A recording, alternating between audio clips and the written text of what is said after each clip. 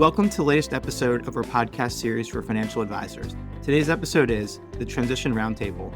Merrill, UBS, Wells, and Morgan advisors reflect on their paths. It's a special conversation featuring 4 top advisors who each left a major firm and built successful businesses on their own terms. I'm Louis Diamond, and this is the Diamond Podcast for financial advisors. At Diamond Consultants, we help elite advisors identify the right environment for their businesses to thrive, whether that's at a wirehouse, boutique, or independent firm. With nearly 3 decades of experience, we've guided thousands of advisors and represented more than $250 billion in assets transitioned.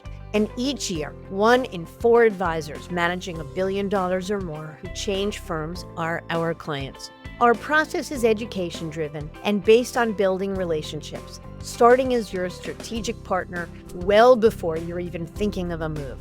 To schedule a confidential conversation, call us at 908-879-1002. Wondering why advisors change firms and where they're headed? Are transition deals going up or down? Those very questions and more inspired us to create our annual Advisor Transition Report. It's the award-winning, data-driven resource designed for advisors that connects the dots between the motivations around movement and the firm's appetite for top talent. Arm yourself with the knowledge you need to make smart decisions. Download your copy at diamond-consultants.com/transition report.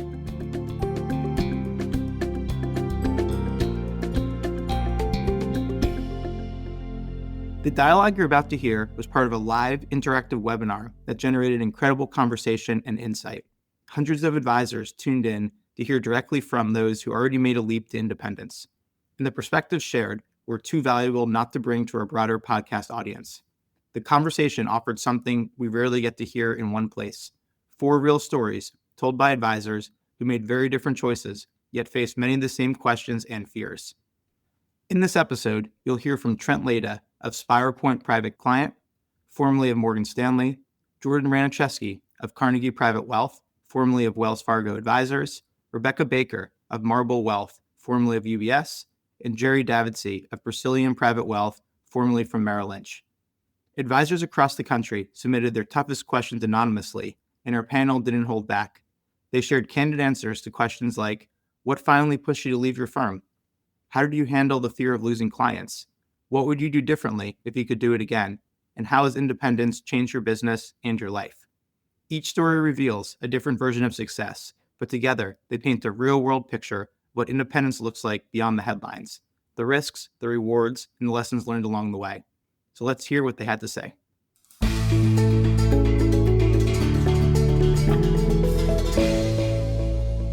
Thank you all for investing time with us today. We've been really excited about this. We host a weekly podcast. I think all 4 panelists have been gracious enough to join us on that podcast. But one of the big gaps that we've had is advisors can't ask the questions that are on their mind. They're really questions that I come up with or someone on our team comes up with. So today's that chance. Under strict confidentiality, we promise you, your name is anonymous. Fire away. If we don't have time to get to your questions, we'll be sure to follow up offline. But I think this is an important one. We really designed the session because breaking away, transitioning from a firm is probably the biggest business decision that an advisor can make in their career, probably on par with selling their practice at day's end. The question of whether to leave the wirehouse world and build something on your own, it's exciting, it's daunting, it's overwhelming, it's a whole complex cube of emotions that every advisor navigates. Because it's not just a career move, it's a decision to fundamentally change how you serve clients, grow your business, and build long-term equity. What makes today especially valuable is it's not you hearing directly from consultants or recruiters or folks with a hidden agenda. This is hearing directly from your peers, advisors who walked in many of your own shoes, coming from each of the 4 major wirehouses. And each of them were very successful to begin with, and all have really catalyzed their growth and accomplished probably far greater things than they ever thought they could as independent business owners. Their stories are honest, they're unfiltered, You'll hear the good, the hard, and everything in between, and maybe some surprises based upon your questions. Basically, the goal is just that by the end of this session, that you'll walk away with a much clearer picture of what's possible and how to think strategically about your next chapter. So let's just go through the panel. And if you can just briefly introduce yourself, your name, your former wirehouse, what your current firm looks like, and then anything you can share about your business, a team size, types of clients, just anything to give the audience some perspective on what you built. I'll go in the order that I see on my screen. Let's start with Jordan, and then Rebecca, and then Trent, and then Jerry. Sure, thanks. So I'm Jordan Ranishevsky.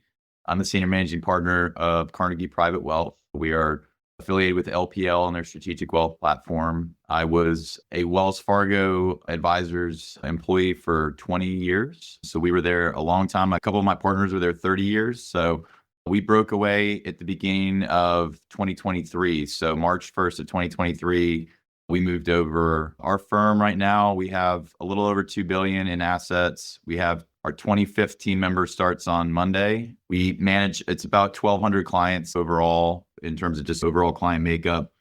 And we're really focused on trying to develop the next generation. So we've hired a lot of younger team members and are continuing to grow that out. And that's a big focus for us. So that's a little bit about us. Rebecca, how about you? Thanks. I am Rebecca Baker. I'm the COO for our firm, Marble Wealth. We are in Montgomery, Alabama.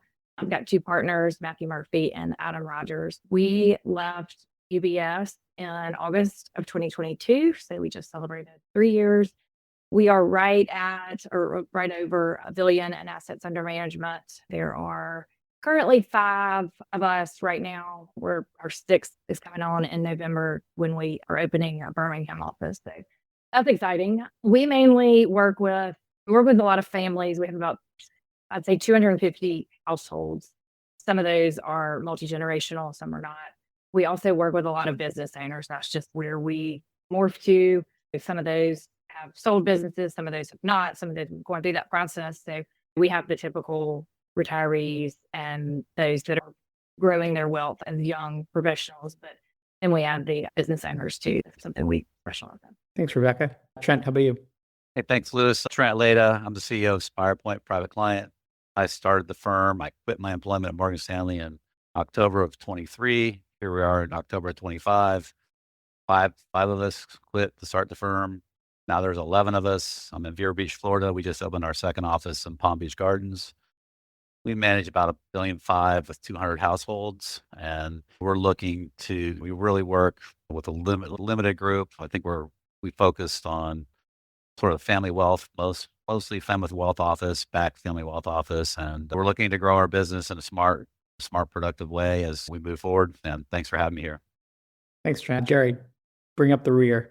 Hi, everyone. I'm Jerry Davidsey. I'm the CEO of Persilium Private Wealth. We founded Persilium with 3 other partners in April 2022.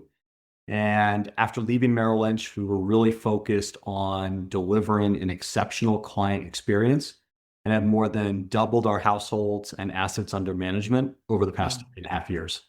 Short and sweet. Love it, Jerry. Thank you.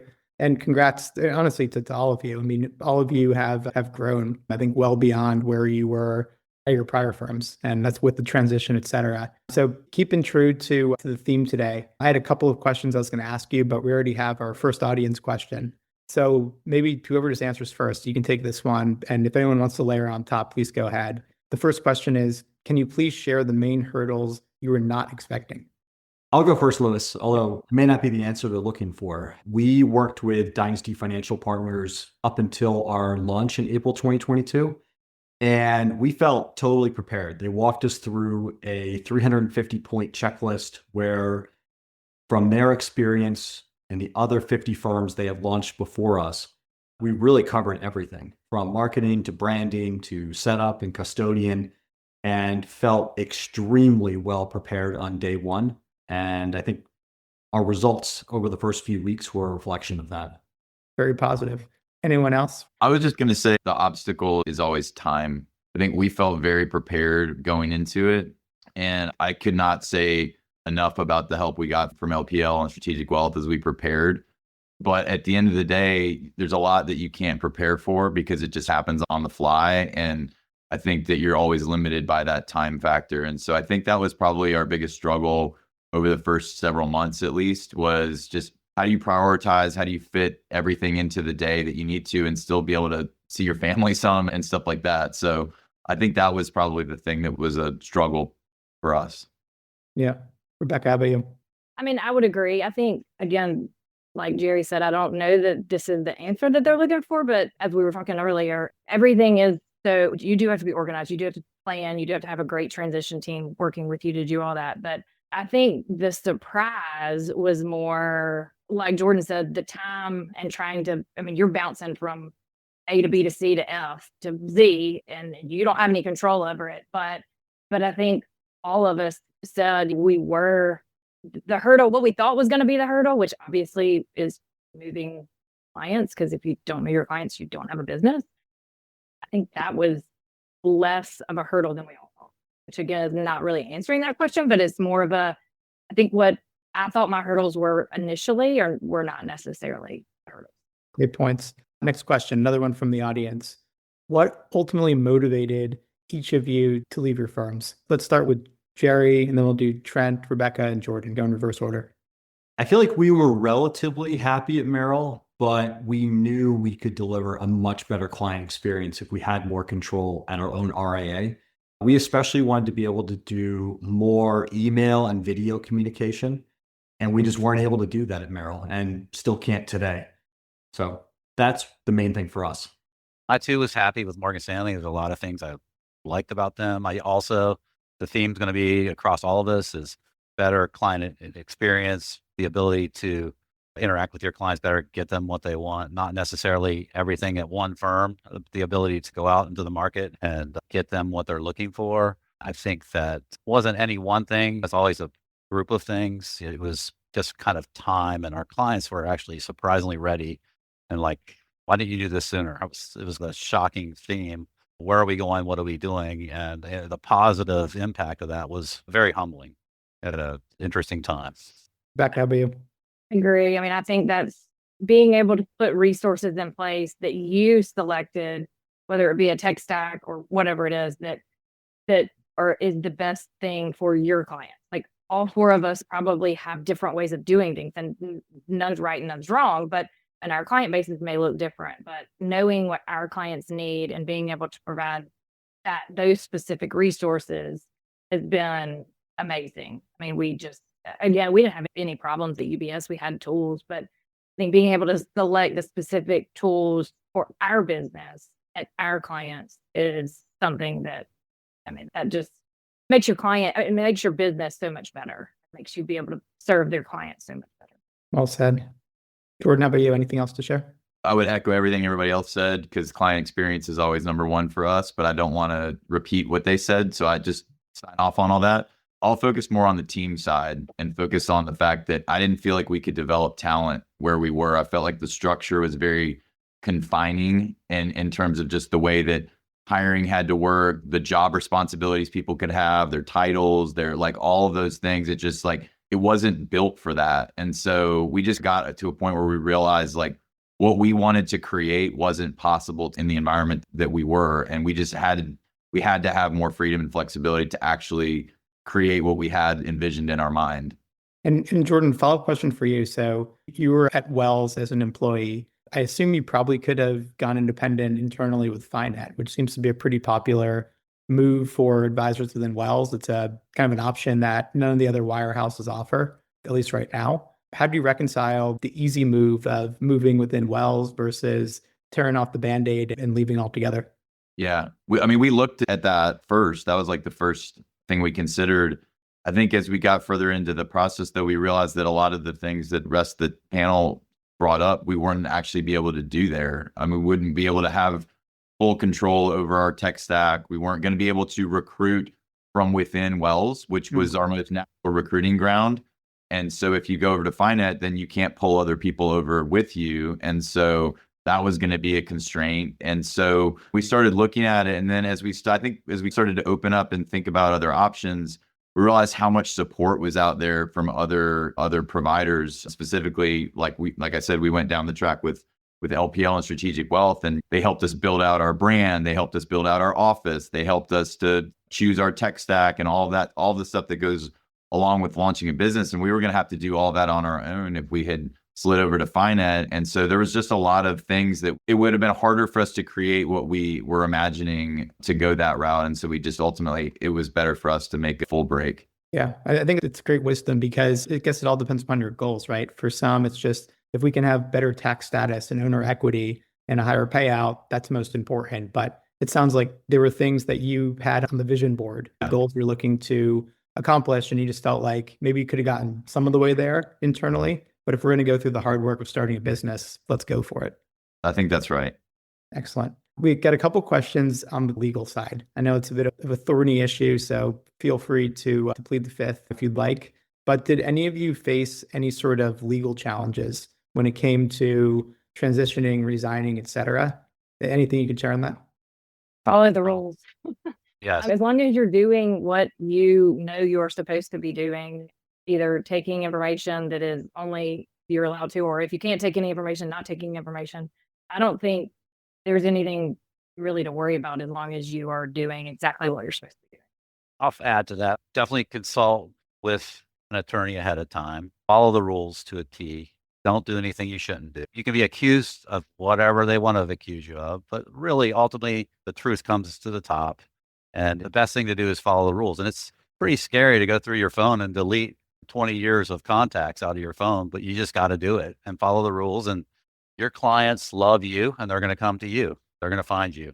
And I think that, yes, there's always a legal threat, but if you take what Rebecca said and I said and follow that to a T, you'll be fine. And did Jordan, before, if you don't know if you have an answer, but Trent coming from Morgan Stanley, Rebecca coming from UBS, both firms are not part of broker protocol. Did that weigh on your decision at all to square whether or not it made sense to leave or not? No. I mean, we were going to do what we wanted to do. Yeah. What was for our business. I quit a job at a firm and went and started a business on my own. And I was going to do that no matter what. Great. Awesome. Jordan, how about you? Anything else on the legal side? I mean, so ours was a protocol transfer. So we had a little bit of, I guess, a little bit easier path with that. But at the same time, I still echo what Trent and Rebecca said in terms of just follow the rules, right? Do what you're supposed to do. If you read enough of these articles out there about people that do get into legal issues, odds are they've probably done some things that they probably regret doing. And we didn't do any of those things to raise the red flag. And I think that if you can avoid doing things that are going to draw attention to you and make sure that you're following the rules that are in place, I think you'll be fine. And I totally agree with and echo with what Trent said about legal counsel, having good guidance on the front end from a consultant or whoever you're working with, I think is all very helpful. Appreciate the perspective, guys. These questions are coming in fast and furious, so I like this. But we're not going to follow any sort of like structure or rigor here. I'll just ask the ones that I'm seeing.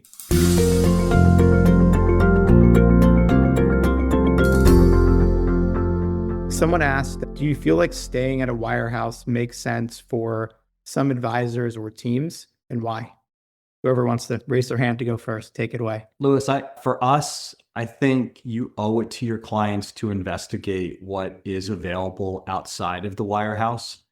And once you see it and once you realize all the things that you could be doing for clients without those limitations, it becomes an easy decision. And from that point, you just do whatever it takes to get to the other side and have your own firm and be able to serve your clients better. Well said. And there's so many options. Like you don't have to, there's partnered independence. There's all these different models. So if you feel like, yeah, I want to do this, but I don't want to do X, Y, and Z, well, there's some model out there that'll work for you. Or if you want to do it all on your own, out there too. Or if you want to take stepping stones to get to one way or another, that's out there. So but I totally agree with Jerry. We all need to look at what's out there, right? That's what we're doing to better our clients. But there's so much out there that it is a little intimidating. But once you start looking, you're like, whoa, there's a lot available. The point you made was exactly where my mind went to, which was that the initial thought that people have is doing what we did, which is go out, build a business, like do the whole thing. But that's not the only option that's out there. You can go partner with a firm that already exists. You can go, there's routes where I know through LPL that like the Linsco route, you can go independent. You're still independent. You own your book, but they do everything for you. There's all these different sort of models that are out there. And I do think you're doing yourself and your clients a disservice to not at least look and to educate yourself. And I mean, I can speak from experience. We were head down just doing work for the whole time we were at Wells until we reached a point where we were like, this isn't working anymore. And now we need to educate ourselves. And I wish we had educated ourselves a little further along the way because we might have made a change earlier. And so it's good to know what's out there. It's good to know how the industry is evolving and the different models. And then you can think about what might fit best for you. Definitely. What's the biggest enhancement to client service in your new business that you couldn't do at your prior firm? Again, putting the resources in place that fit your client. I mean, for example, if you've got a client that has a bunch of alternative investments and you need to track those and calculate the returns on those and whatever that may be, most likely you don't have that option because those are held outside of a wirehouse. So if that's important, you get a technology in place that can do that. Good one. Anyone else? Yeah, I mean, I don't really know where to start. I mean, better financial planning tool, better contact management, we actually have tax planning software, which we didn't have and weren't allowed to have before. There's all kinds of different tools. And then additionally, like I've talked about, being able to build out an actual full service team that can really wrap the client up and deliver the type of client experience that we want to deliver is something that we weren't able to do. So for all those reasons on the client service side, it's so much better. And a question came in, Jordan, about what tech stack you're using for investment management and allocation. I guess that can be a question for all of you, but since you mentioned some of the technology tools, I thought I'd ask it. We partner with Helios. So they are a quantitative research partner. They help us to build all of our models and all of that stuff. And then we use Black Diamond for performance reporting and Client Vault and all that kind of stuff. Excellent. Lots to talk about the prior one, about how you can service clients better at your new firm. I think the difference is as an employee, you're like, think about sports from a sports perspective, you're a captive agent. You're stuck with a single sports team that you play for, where if you're on your own, you're a free agent and you have the ability to go anywhere. So you can't sell away from the firm. So is your firm the only place that does banking? Well, now you can say, all right, here are 5 banks that we can go look at. And it allows you the ability to actually go out and shop, not just what your firm has to offer, but what other people have to offer and help your clients from maybe a credit perspective. And maybe they're looking to create a family private equity fund that they want to run like this individual fund. You're not going to be able to do that at some of these larger firms, but you have the ability to go out and help them set up their own feeder fund for their family office. There's a lot of things that you have access to that you can't really bring up because it's not really a regulatory issue there, but it's a rules issue. They don't want you sending business away from the firm. And sometimes that's the best thing you can do for your clients is find another option for them somewhere else and help them solve a solution they're looking for. That is the real crux of what it means to be independent and truly on the same side of the table as your client. Yeah, it's just nice, Lewis, to be able to do everything. And if we are not currently doing something, being able to go out into the marketplace to find an expert or some piece of technology that's going to help us do it better. Like Jordan said, we have tax planning software that we didn't have before. We work a lot with our clients on estate and trust planning and have an avenue where they can do that work through us or through a third party that we never would have had at Merrill. And just the ability to do all of these other extra things that clients need, but you can't do while you're captive. Yeah. And I'll give Jerry a nod. I mean, I follow him on LinkedIn and he's putting out just amazing, like short digestible videos. And some of the concepts are like so simple. It makes me as a non-financial advisor just really understand concepts. So I'm sure there's a multi-pronged reason why your firm does that. But I would imagine it's a big benefit to clients being able to react in real time and to share concepts and educate them. So maybe if you want to just share a little bit about your social media or your video approach. Absolutely. Soon after we launched, we really just wanted the opportunity to be able to talk with all of our clients at least once or twice a week. And it's very difficult to do that over the phone or over Zoom. But with video, we could prepare a video on a current event or a market topic or anything that we think is important for them to know. email it out, post it on LinkedIn, YouTube, Instagram, Facebook, and have not just our clients see it, but hundreds of thousands of people who are prospective clients or centers of influence or connected to our clients in some way. And for us, it has just been huge. Thanks for sharing, Jerry. All right, next question I got. Can you talk about compliance? So how is compliance different in the environment that you're currently in versus your old firm? Let's start with Jordan. It's a lot more of a partnership and a lot less of a gotcha.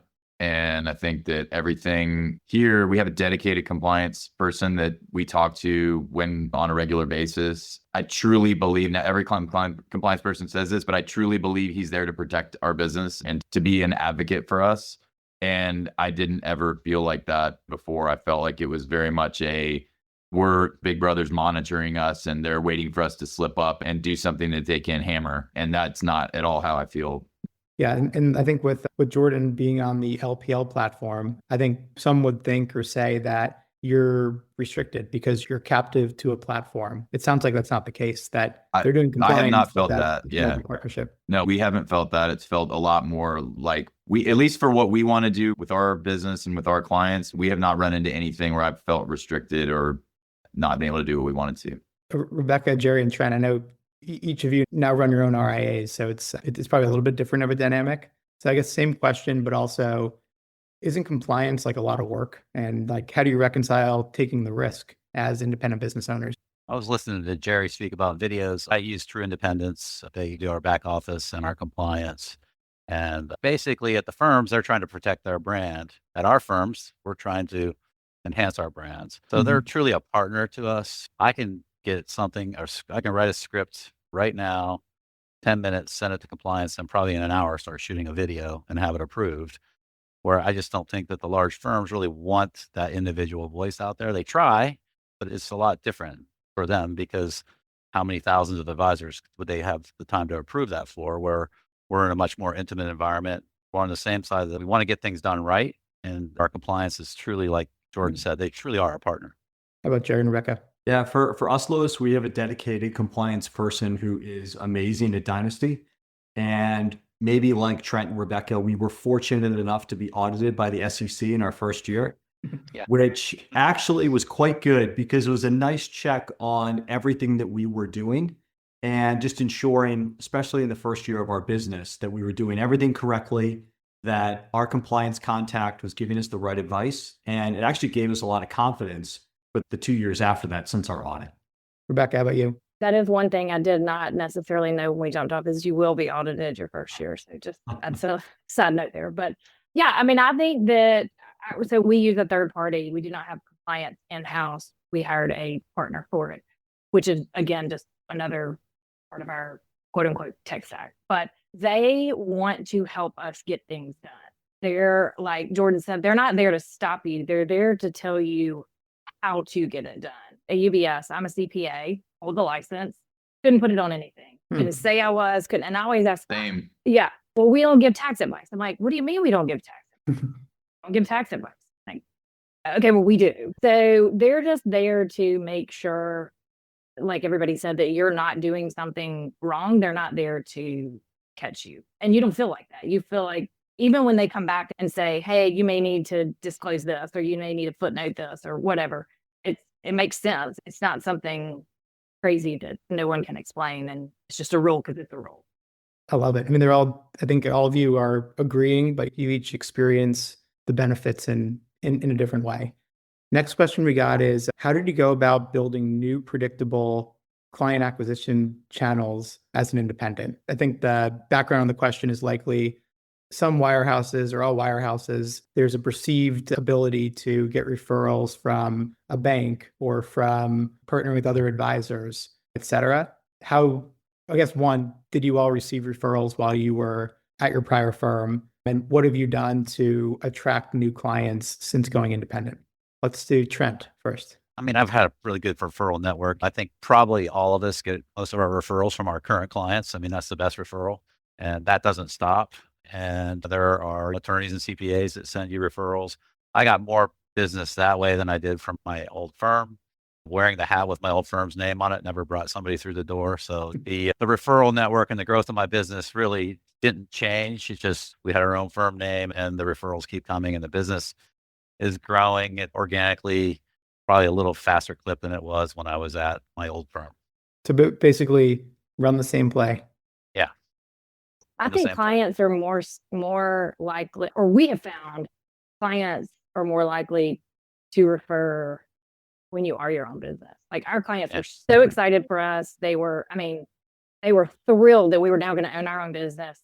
And I can think of two of our larger clients now that knew about us and like maybe we're part of a family, but not our clients yet, that like loved our model, and just being out of the bigger firm was actually a benefit to them. Mm. Yeah, especially if you work with business owner clients, you're eating your own home cooking and have the empathy and relatability to what they're going through. Jerry? I agree with Rebecca that once we had our own firm with our own name and they could tell how proud we were of it and that we had created something just for them, we easily get 5 times the number of referrals that we got at Merrill. It's not even close. It's way more. And clients are way more excited about talking about the experience that we've given to them than a big firm or a brand name. 5 times as many referrals. That's amazing. Is it because you're out there more on social media and the like, or is it more so just the experience you're delivering to clients is different enough where they're more incentivized or more apt to refer than they were? I think a big part of it is the experience, but they can also tell how excited we are. And then consequently, our clients are excited about it. And people want to join something like this. It's hard to have your own personal brand at a big firm. But once you have your own firm, you can do whatever you want and make your brand really strong. And that immediately leads to a lot more referrals. So a little bit different perspective in the sense that we came from a bank channel model where we were getting a lot of referrals from the private bank.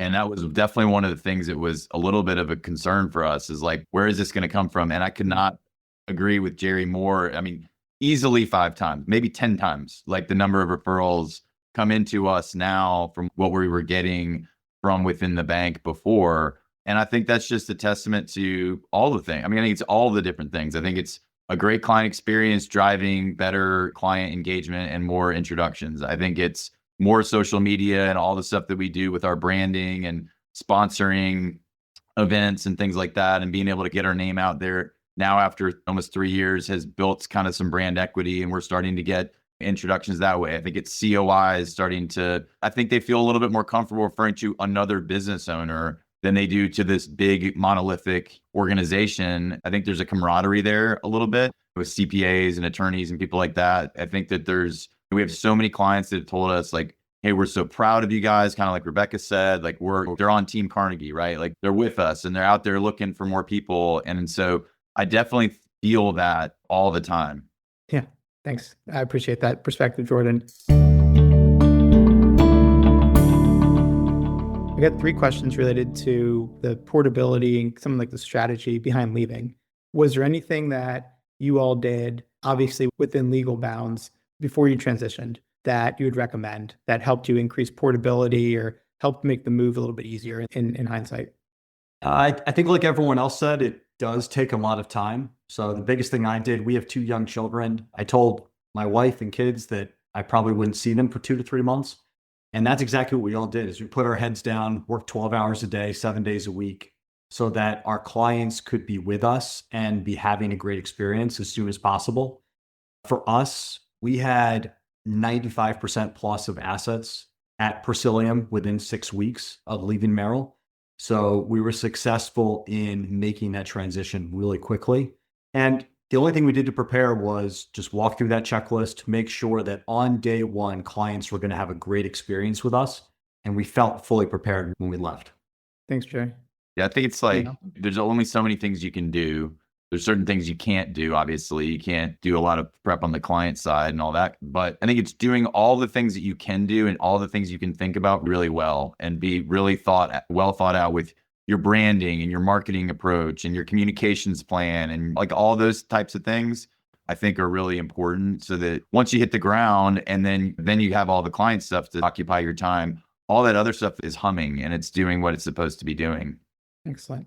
This is an important question. I'm surprised actually we didn't get it sooner. What was your approximate portability percentage, and how did you plan for low or zero initial annual revenue to get you over the first couple of months and just projecting for maybe the first couple of years? I'll take it. We were at 100% of what we wanted within 60 days. We tried to Wow. leave some things behind. They still found us, some of them. So you try to clean up your book when you're in the middle of a move. That is a fact. I think there were like 2 people overall, 2 relationships. There are various reasons. One moved and the other one had a death in the family. Those kind of things will happen in the middle of your move. It really comes down to your service model. If I go back to the last question, if you have a service model where we use Supernova from the old days, it's still around. Actually, they've been rekindled with a new owner, where you're monthly getting on the phone with your clients and having a conversation monthly. And the next month, that second Tuesday of the month rolls around and that phone call doesn't come. Where are they? So I think that you can prep through your service model, and that helps bring people over. Once people get used to your service model and you and your team, not having your team there, it's uncomfortable for people and they really want to move very quickly.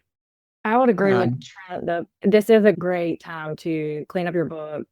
Maybe everybody isn't a perfect fit. And so I would say we were very similar. I moved over everyone we wanted to. But the percentage comes from your relationship, right? Like we heard time and time again, we don't work with UBS. We work with Rebecca or Matthew or Adam or whoever, or now Marvel. And I think that was number one, really rewarding to hear. We're there for y'all. Just like we are there for our clients are there because of us. So retention, although that is the scariest thing that you'll probably have going through your mind every day, I think all 4 of us would agree that it at the end and after it's over is actually maybe the scariest, but the most rewarding as well. Definitely. I would say, so we're all numbers people. So run numbers. Numbers give me confidence. So I was able to say, hey, look, if we only bring 70%, we're fine, right? Or 65, I think was closer to the number that I came up with. And it was like 85. And it's like, okay, well, and now it's like 150 and it's grown and it's done everything we hoped it would do. And so don't get so fixated on the worst case scenario. Define what that is and know that you'll probably be okay, even if it's that. And it's very likely to be much better than that. And just focus on the positives and all the things that will come out of the transition and the growth of your future business and all that would be my advice. I like that. Jerry, how about you? Yeah, I think once you're on this side, you wind up talking with a lot of other RIA owners. And what you'll find is, like all of us, you're all nervous about it going into it, and you're unsure of exactly what it's going to look like. But every single person I've talked to was successful, had a 90% plus transition. Everyone always says they wish they had done it sooner, which is true. So it's going to be fine. It's hard to get over that hurdle. But if you're confident that you're doing the right thing for your clients and they really are going to have a better experience, you have to do it. Well said. I like this question. How did you go about building the narrative to share with clients? And I'll take it a step further. I know for some of you, it's been 3 years, others, it's been about 2 years or so. You may not remember it, but what did the initial pitch sound like to clients? Or in the case of Trent or Rebecca, your non-solicitation, when clients asked you directly about why they should come with you, what was the talking points and how'd you go about building that out? Jerry, you want to go first? Sure. We definitely thought a lot about it. And we told them the truth that we wanted to give you an even better experience. We are very excited about this and built this firm specifically for our clients, including you. And we'd love for you to join us. And that really resonated with them, and they all did. For us, logistically, we had our website ready, of course, and we also did a video and an email that we sent right after our resignation because we wanted clients to hear from us first, if possible, before hearing from Merrill and hearing why we did this. And it worked really well. I like that. So you pre-recorded a video that would be distributed to your clients. Correct. Very cool. We did that as well. That's a great thing because they get to hear the story before, because you can't make 100 phone calls in 10 minutes. So you want to get the narrative out there first. And I think the video helped a lot with that for us. Trent, Rebecca, anything later on? Well, we were non-protocol. It's a little bit different. You couldn't send those kind of things out. You had to really wait for clients to come. What happened when I left is all of a sudden we had so many incoming calls, me and my 2 partners.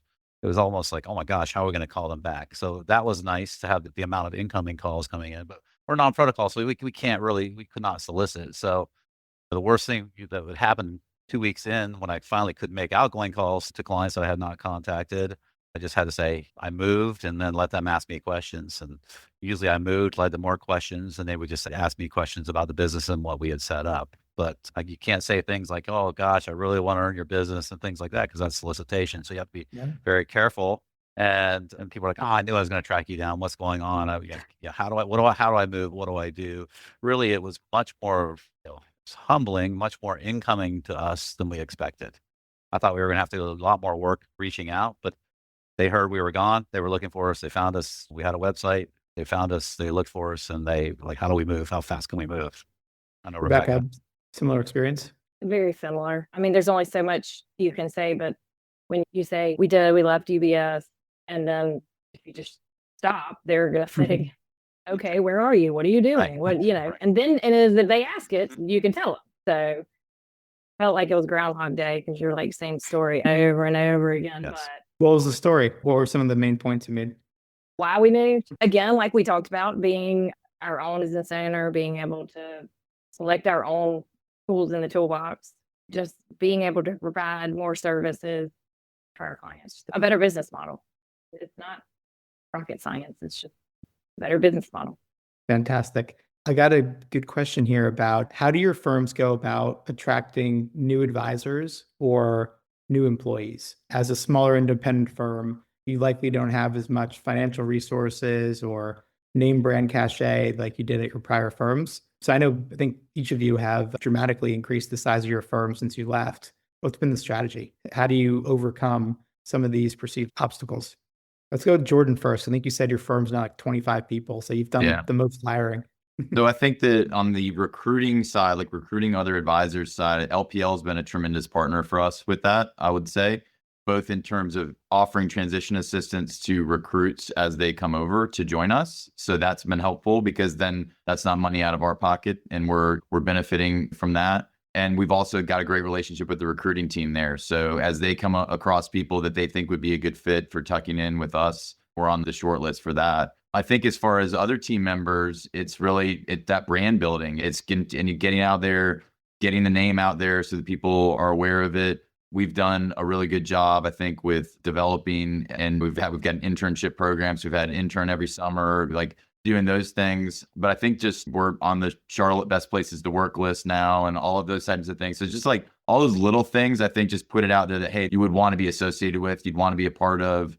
And I think that combined with the power of LPL has been a really good, partnership for us. Do you have to pay more to attract talent now that you don't have the Wells Fargo brand behind you? Or is that not really a determinant in talent wanting to come to your firm?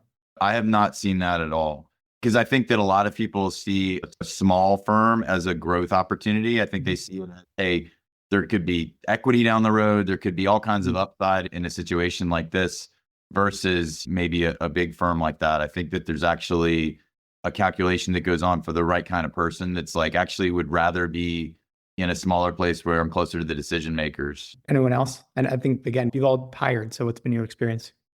I would totally agree with Jordan. I think that is, I mean, we're in South, and that name brand does not mean anything to employees or to clients. If anything, like Jordan said, they like the more family atmosphere. Oh, you've got your kid's got a game. Don't miss your kid's game. Go to the game, whatever. I think so right now we came with 3 of us partners, 1 employee. Now we're hiring our 3rd employee, so 6 of us. But our biggest asset there are the 2 non-partners. I mean, they will sell marble better than anybody. One of them came straight out of college. One of them has worked probably at 3 different places just between having kids and stuff. And they'll both sell marble to another advisor or recruit or somebody coming in, whatever the position is, better than anybody. And Rebecca, just on the same topic of human capital, you, your partner Matthew, your partner Adam, you each do different things. Like you're all running the firm together. Mm-hmm. You're not all like wearing the same hats. Can you talk briefly about that dynamic? Sure. When we started Marble, we had one book that all of us worked on. Since then, one of our associates has taken on some of the roles of being an advisor for some of the other clients. But Matthew, Adam, and I work on everything together. We don't have our own clients. Like I said, I was a CPA, so I do more on the planning, the tax planning, the estate planning, running Marvel itself. Adam was a portfolio manager at Retirement Systems of Alabama, so he does all of the investments, and then Matthew plays back and forth between the two of us. But we all sit, people think this is crazy, but we all sit in one room. We don't have our individual offices. That is our CRM system, and we do type the notes in there. But that is how, if I pick up the phone and run out and the client calls back, Matthew already knows what happened because he was sitting right there during the conversation. So, I love it. It's the culture that you decided to create. So everyone does it differently. Thanks for sharing that, Rebecca. How about Jerry or Trent, the hiring question? Yeah, we have been very selective, and we have chosen to pay more than market for what we think are exceptional people. The way we've done that is through recruiters, including yourself, Lewis. So thank you for your help. But just identifying people local to the Philadelphia area, because our office is all in person every day. So we're all in the same office together. And we think that we have a great culture that's really fun, and we want to be a place that people want to come to work.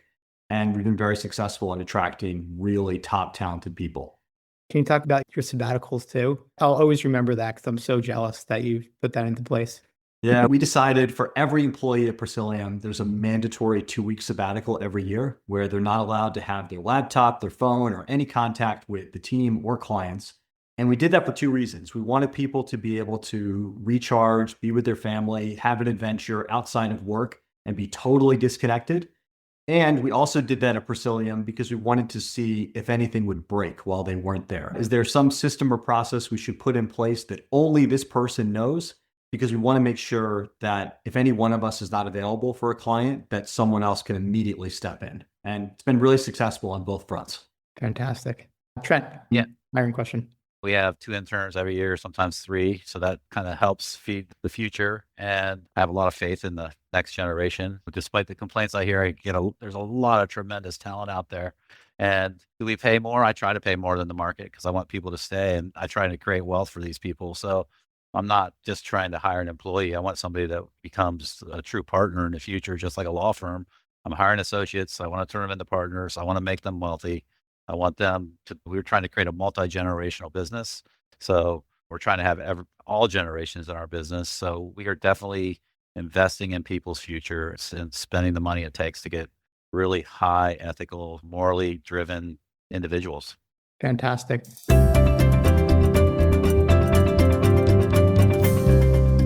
We got legitimately 15 more questions that have came in. Unfortunately, we're just about out of time. And I had a lot of questions I didn't even get a chance to ask. So what we'll do is we'll distribute the questions to the panelists. It's up to them if they have time or they want to answer the questions, but we'll attempt to share their answers with the folks who asked the questions. And just to quickly wrap and take us home, to me, one of the big points that I took from this is independence isn't one size fits all.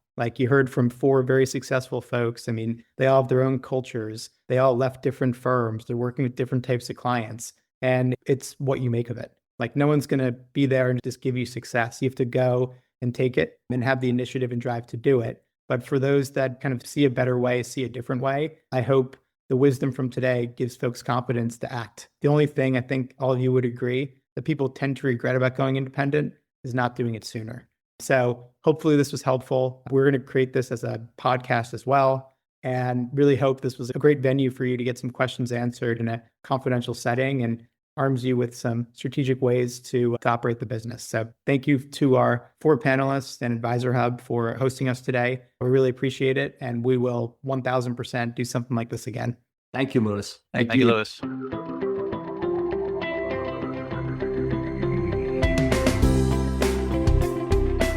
As a financial advisor, you hold yourself to the highest standards of integrity, honesty, and credibility. You are successful because you take your professional responsibilities seriously and are dedicated to your clients. But are you living your best business life? Are your goals aligned with your firm's, or could a better option exist? Should I Stay or Should I Go is a book written with you in mind. It's a self-guided journey that walks you through the key steps that we take with our advisor clients. This strategic thought process and roadmap to professional self-discovery is designed to help you ask the right questions and think critically and objectively, whether you're considering change or not. Learn how to get your copy at diamond-consultants.com/thebook.